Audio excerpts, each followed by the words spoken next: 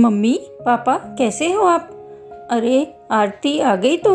आजा आजा। दामाद जी कहाँ हैं? बस आ ही रहे हैं मम्मी, बाहर गाड़ी पार्क कर रहे हैं। अच्छा अच्छा, तू खड़ी क्यों है? आजा आजा बैठ ना। हाँ बैठो बेटा। और सुनाओ कैसी हो? और घर में सब कैसे हैं? मैं ठीक हूँ पापा, और घर पर भी सब अच्छे हैं। मम्मी देखो, मैं आप सबके लिए गाजर का हलवा लेकर के आई हूँ।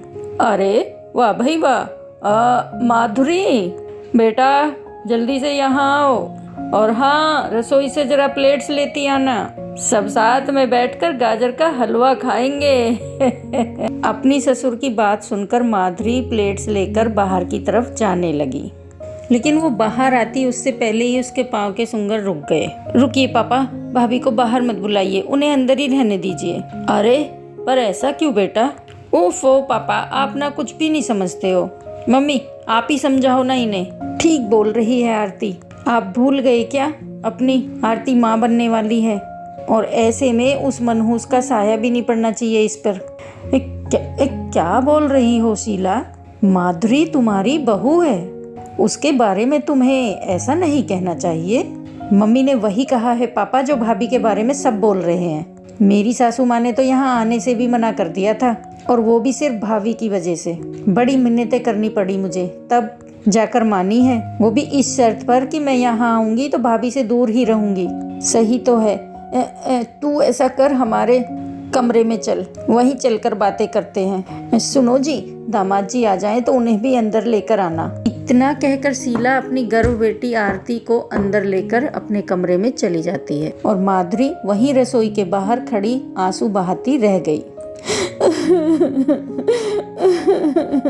उसमें इतनी हिम्मत भी नहीं थी कि वो आगे बढ़कर उसके साथ हो रहे इस बर्ताव के खिलाफ कुछ बोल सके, क्योंकि अब वो भी हार मान चुकी थी। माधुरी और सुकेत की शादी को पूरे 7 साल पूरे होने जा रहे थे, लेकिन माधुरी की गोद अब भी सूनी थी।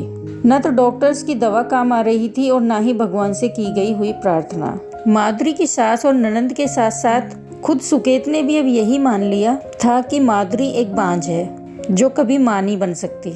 भैया आप आ गए, कैसे हो? अरे अरे आराम से, जरा देखो तो इसे, माँ बनने वाली है लेकिन अब बचपना नहीं गया अब तक इसका। इसकी गलती नहीं है बेटा, अभी इसकी उम्र ही क्या है, शादी को बस 1.5 साल ही तो हुआ है, और देखो इतनी जल्दी खुशखबरी भी देने वाली है। इसकी सास तो इससे इतनी खुश है कि बस क्या ही कहूँ। सच में बड़ी नसीब वाली है वो, जो कि इतनी जल्दी उनके घर में बच्चों की किलकारियाँ गूंजने वाली हैं। शीला तारीफ तो अपनी बेटी की ही कर रही थी, लेकिन इस तारीफ की आड़ में निशाना उसकी बहू ही थी। उसमें आरती और सुकेत उसका पूरा साथ दे रहे थे। माफ़ कर दो माँ, सच में बहुत दुख है मुझे इस बात का कि मैं आपको अब तक दादी बनने का सुख नहीं दे सका। अरे ना ना ना मेरे बेटे, तू क्यों दिल छोटा कर रहा है? इस सब में तेरा क्या कसूर है? ये सब तो उस कुलक्षणी का किया धरा है। जाने कौन से पाप किए हैं इस करमजली ने, जिसके साथ साथ इसकी सजा हमें भी भुगतनी पड़ रही है। वैसे पिछले हफ्ते तो गए थे ना आप लोग नई डॉक्टर के पास? क्या कहा उसने? वो क्या कहेगी, बस यही कि ये टेस्ट करवा लो, वो टेस्ट करवा लो। अरे अगर कुछ होना होता तो इतने सालों में हो ही जाता। बात साफ है, ये है बांझ बांझ, ये हमारे वंश को आगे नहीं बढ़ा सकती। एक औरत होकर तुम ऐसी बातें कैसे कर सकती हो शीला? अब बस भी करो। और वैसे भी डॉक्टर ने सिर्फ माधुरी को नहीं बल्कि सुकेत को भी टेस्ट करवाने को कहा था, जिन्हें सुकेत ने कभी नहीं करवाया। आखिर आप कहना क्या चाहते हैं? तो क्या हमारे बेटे में कमी है? हे भगवान, लगता है ये नासपिटी तो काला जादू भी जानती है। जरूर कुछ मंत्र पढ़कर इन पर फूंक दिए हैं। सुकेत बेटा, अब बस, अब बहुत हो गया, कुछ तो करना ही होगा तुझे। हाँ माँ, बताओ ना मुझे क्या करना चाहिए? आप जैसा बोलोगी मैं करूँगा। तो बेटा सबसे पहले तो इस मनहूस को अपने जीवन और इस घर से निकाल कर बाहर कर, और फिर तू दूसरी शादी कर ले। शीला तुम्हारा दिमाग तो ठीक है? तुम्हें अंदाजा भी है कि तुम आखिर बोल क्या रही हो? अपने बेटे का घर खुद अपने हाथों से तोड़ रही हो। तो अभी कौन सा बसा हुआ है इसका घर? ये इस घर पर और सिवाय मेरे बेटे पर सिवाय बोझ के कुछ नहीं है। जब एक बच्चा ही नहीं दे सकती तो क्या काम है इसका इस घर में?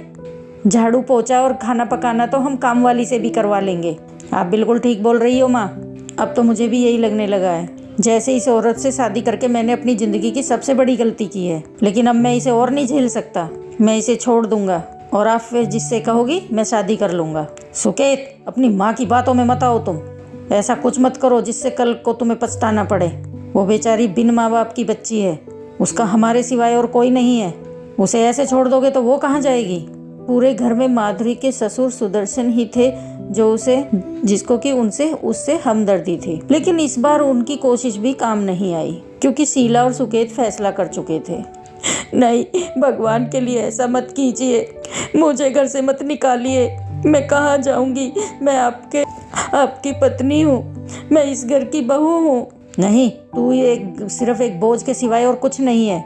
7 साल हो गए तेरी शादी को, एक बार भी तेरे पेट में बच्चा नहीं आया। और तुझे क्या लगता है मैं तू वारिस के बिना मैं तुझे इस घर में मुफ्त की रोटी तोड़ने दूंगा?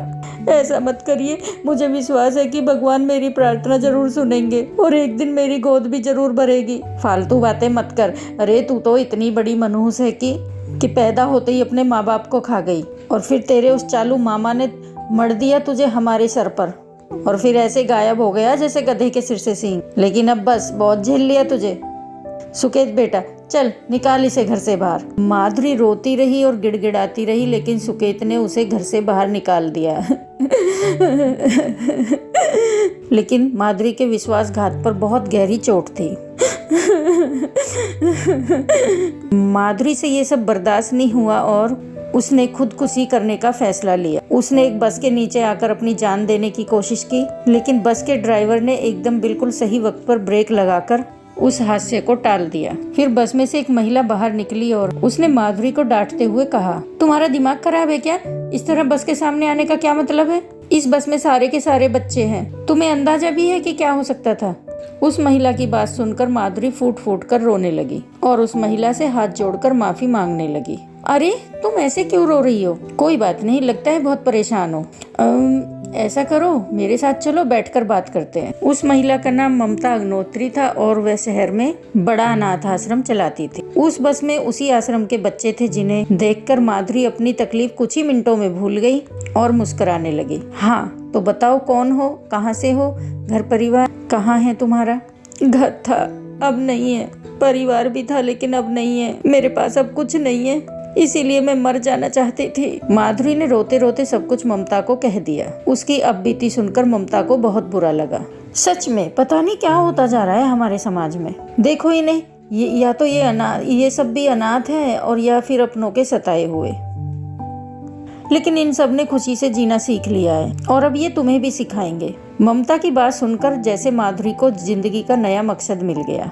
उसने एक बार भी नहीं सोचा और वो ममता के अनाथ आश्रम में रहने को तैयार हो गई। ममता की बात बिल्कुल सही साबित हुई और कुछ ही दिनों में माधुरी बच्चों के साथ ऐसे घुल मिल गई जैसे वो सब उसके अपने ही बच्चे हों। ऐसे ही पूरे 2 साल गुजर गए और फिर एक दिन, माधुरी बच्चे तैयार है ना? वो लोग किसी एक ही बच्चे को अडॉप्ट करेंगे। जी दीदी, आप चिंता मत कीजिए, मेरे बच्चे बहुत ही प्यारे हैं। बस दुख इस बात का है कि इनमें से एक आज हम सबको छोड़कर चला जाएगा, लेकिन खुशी भी है कि उसे एक बेहतर जिंदगी मिल सकेगी। माधुरी कुछ बच्चों को लेकर अपने साथ बाहर आई, लेकिन फिर जो हुआ वो चौंकाने वाला था। बच्चे को अडॉप्ट करने के लिए बाहर सुकेत खड़ा था और साथ में उसकी माँ शीला भी थी, जो माधुरी को देखते ही उसके पैरों में गिर पड़ी।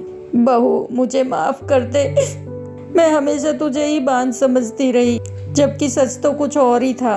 खोट तुझ में नहीं, मेरे बेटे में था, और इस बात का मुझे पता तब चला जब मैंने इसकी दूसरी शादी करवाई। इसकी बीवी इसे छोड़कर जा रही है, उसे बच्चा चाहिए, लेकिन ये उसे एक बच्चा नहीं दे सकता। बहू, तो हम यहाँ एक बच्चा गोद लेने आए हैं, लेकिन देखना भगवान ने कैसे सब ठीक कर दिया। सुकेत बेटा, तू परेशान ना हो, अब वो कल मुही जाती है तो चली जाए।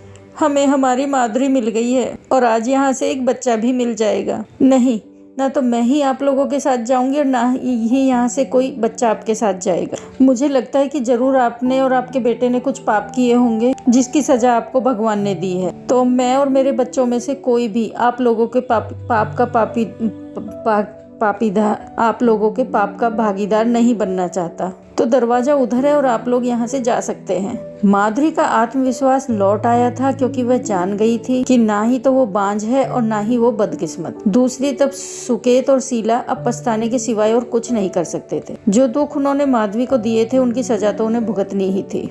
धन्यवाद। राधे राधे।